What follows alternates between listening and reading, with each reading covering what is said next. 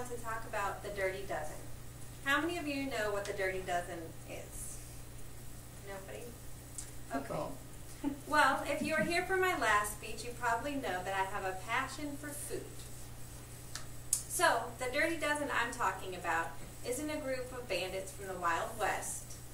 It is the 12 most harmful food additives, and they're commonly found in our food supply. According to the National Institute of Health, food additives, including but not limited to the Dirty Dozen, serve 5 main functions. Number 1, they give our food a smooth, consistent texture. They stabilize, emulsify, and thicken our food products. Number 2 is they improve and preserve the nutrient value.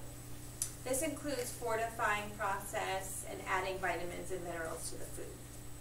Number 3, they maintain the wholesomeness of food by reducing the browning of fresh cut fruits and vegetables, such as cut apples you find in the bags. They inhibit bacterial growth, and they keep the fats in our baked goods from going rancid. Number 4, they control the acid balance in prepared foods. They either change or prevent the change of color and flavor in foods. For example, they prevent canned vegetables from turning color. And number 5 is they enhance the color and flavor of our food. Anyone know the big flavor enhancer that's subject for debate? Anybody? The big food additive that enhances the flavor? MSG? MSG. Yep, it's also called monosodium glutamate. I'll talk about that later because it's one of the Dirty Dozen. MSG, along with the numbered food colorings, make up a large portion of the 5th additive function. The USDA and FDA have established a list of over 700 items that are considered generally recognized as safe, as food additives. However, most of them have never been tested.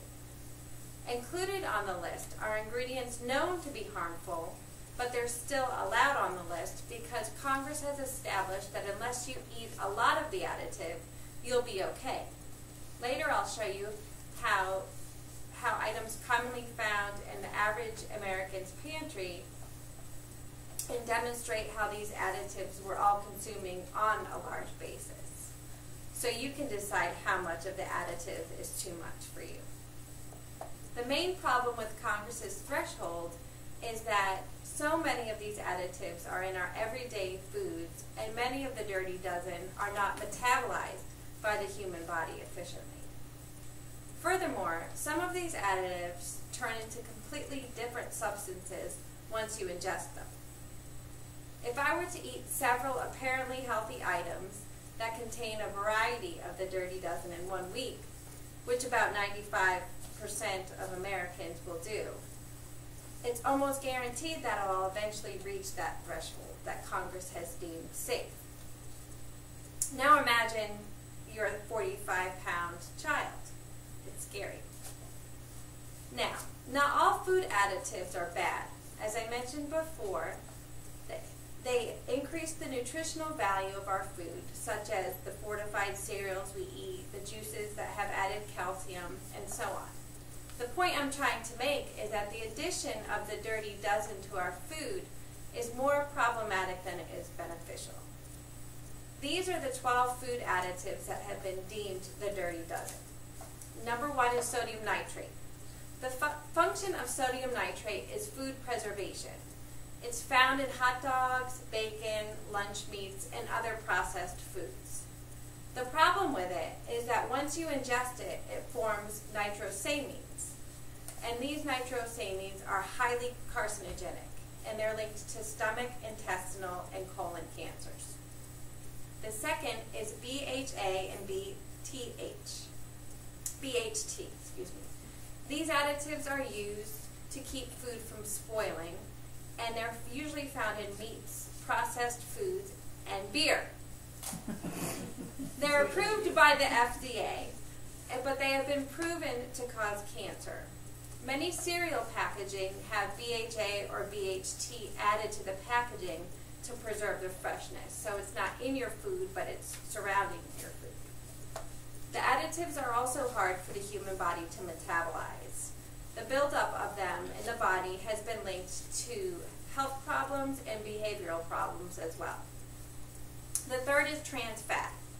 These fats are not naturally found. They're factory made. And 80% of our food supply contains some sort of trans fat.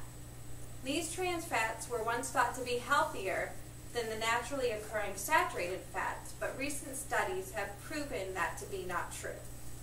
Trans fats increase the risk for heart disease more than saturated fats do because the trans fats not only increase your cholesterol levels, but they deplete the good cholesterol, known as HDL, and that's what protects the heart from disease. Saturated fats also increase your cholesterol level, but they don't deplete that HDL.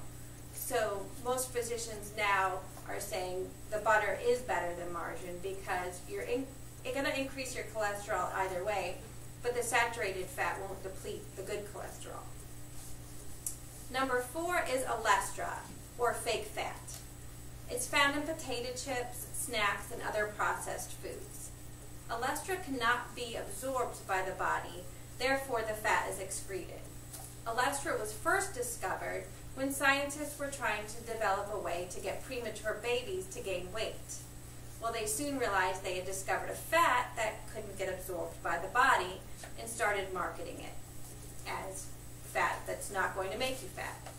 It's a huge seller for the diet industry.